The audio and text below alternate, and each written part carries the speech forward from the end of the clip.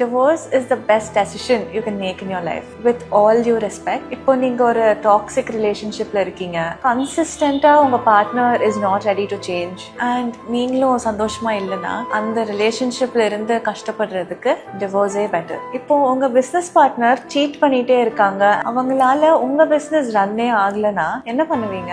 அந்த பார்ட்னர்ஷிப்பை பிரேக் பண்ணுவீங்க தானே? அதே தான் ரிலேஷன்ஷிப்ஸ்லயும். உங்க பார்ட்னர் உங்களை கன்சிஸ்டண்டா ஏமாத்துறாங்கன்னா, உங்க மேரேஜே ஒரு மிஸ்டேக்னு தெரிஞ்சா அந்த மிஸ்டேக்கை கவர் பண்ண பொய் மேல பொய் சொன்னா மட்டும் உங்களால நிம்மதியா இருக்க முடியுமா? இங்க சொசைட்டிக்காக இல்ல உங்க ரிலேட்டிவ்ஸ்க்காக நல்லா பார்த்தா சந்தோஷமா இருக்க முடியாது. இப்படி கஷ்டப்பட்டு அந்த மேரேஜை சஸ்டெயின் பண்றதுக்கு உங்களுக்கு யாரும் அவார்டு ஒன்றும் கொடுக்க போறது இல்ல. Just because you married doesn't mean you should suffer for the next 50-60 years. தப்புன்னு தெரிஞ்சா அதுல இருந்து வெளியில வரதுல எந்த தப்பும் இல்லை. இது ஈஸியான டெசிஷனா இருக்க போறது இல்ல. ஆனா நீங்க டெசிஷனே எடுக்கலன்னா ரொம்ப கஷ்டமா இருக்கும்.